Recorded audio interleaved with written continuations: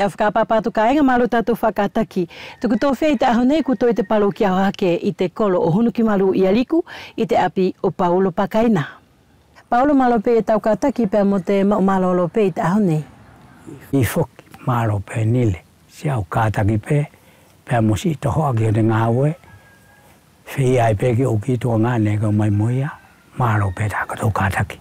I whoki. E whialala Paulo ke tuku mai e te hingo o te towhia ani e ke mauri ai. Ko te towhia ani au mauri ai ko Papakila. E iela hao mau Paulo ki te tupuanga o te hingo o te api ani e ke mauri ai ko Papakila. Eo. Ko te hingo o te api taku mau mai tau mātoa e hingo ko Papakila ko tana sio agitai.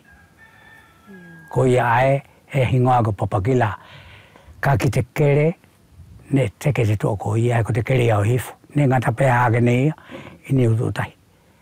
Ia, ko ana ko ke palalau mai ki te konga ana Paulo, e a whiailo I te lakanga aini, ke whakamatala mai mua I te utu a koe o tau api.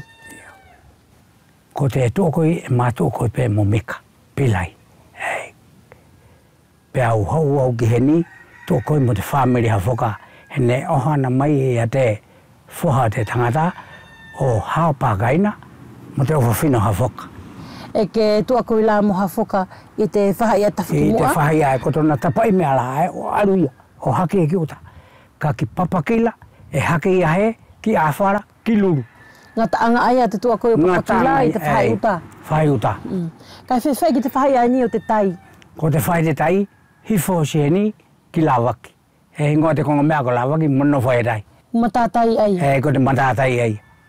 E ie hao mau whakamatala Paulo pe e whakahistoria o uhinga pe mo te konga mea aini e ke nofo ai I a Papakila.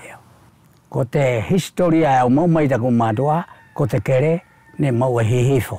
Pea teke nā tau ko mataihuhunu, mo hao Pakaina, mo tua. Pea koe lai a mataihuhunu?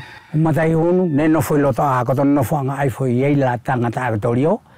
Fia loto? Ei, ko roto a, ko te loto a la ai au, mataihuhunu. Tōna uhinga Paulo ko mataihuhunu, ne ko te toa a whea ai au te koroha whoka? Ko te toa ani, e nofo I tōko I. Pa ne hiki mai tau toke lau mai ngahi, e ko tō mārama pē. Ko te koroa ngahi, ko tō nā koro. Nina tau tau molongono whorau. Pea hiki mai geni, ko te toa ani ue ni, heki nā tau ke. Ko I te tau te hina ana ke palalau mai ki ai? Ko tua mo hao Pakaina. Mo le tua mo whawhie? Ko te tohi aia, ne tohi ai ne ko tangata aia ko te taupea mo te akau. Te tana tau sioki ai, pa ne moreleo tōna hingoa. I te temia ia pangani, ka ki tōna hingoa lelei, ko hao. Ka ki te hingoa ko te Pakaina, ko tana tamai ko ia ai hau toke lau. Seo ko ia la ai. Pa ko tōna te hina matai tama, ia tua. Ko tōna tokorua te tangata, ai tupu ai tua. Pa ne hau ia tau pauki ai. I tāna wā mai kumi whenua. Hene mora mai ko he takahi atu. Ko tau losi furi lai ai. Ni o mai ta kumi whenua. Pea nofo tahi tama, I haa moa. Nofo a ia. Kai o mai nāua. Nā tau ia, mu manu whekai. Ko ta nā polisi. E manu whekai. Ko nā lato nā whakahanga tonu. E ke mālama Paulo poko te alewa ia te tupuanga o te omai o te tau te hina ana ne mauri ngahi ki liku nei. Ne o mai, ko tōna uhinga e, ko te toa ani e tahi, he ki ke mo nā ua.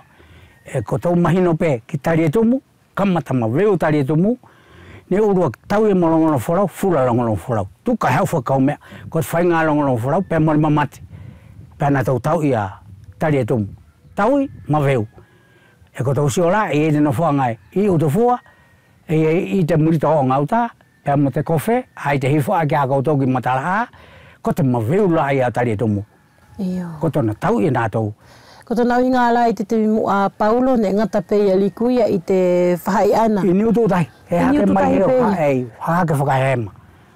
Mo rea ula ia ki te mea nā no whai a pilai. He ko te kere la no whai pilai. E mau mai ki hake nei te teke tōkoi. Mo re koe kere a hifo. Ko nā Paulo kua mahina mai e te utu a koi o tau api. E ke nofo I te api aini Paulo.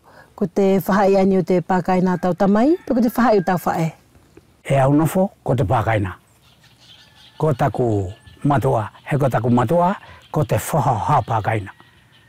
He ko tore e whaitoko toru, ko tōna ufuha pē toru. I tau whina a whoka. Ko tangata ko Aselo, mo tangata ko toko mo Joseph atu poe na tau ko Joseph pupula Iyo. ko na tona mo Pene ke no fope papakila ne talu mai tau ke veri.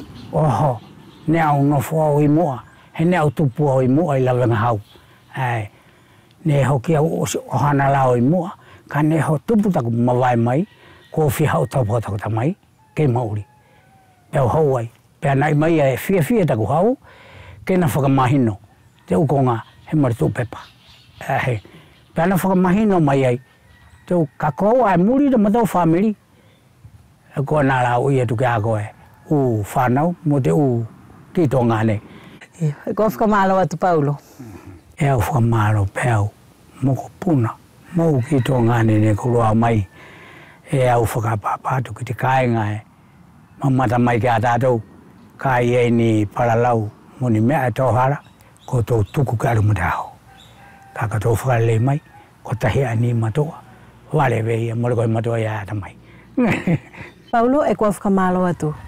Pea koe e kāinga, ko se tu lewa i te temi whilawe tātou i te aho aini, ke manu i e te hoko atu toko tō whakawhiwhia i, hoki tō tō whakatahi whawepe.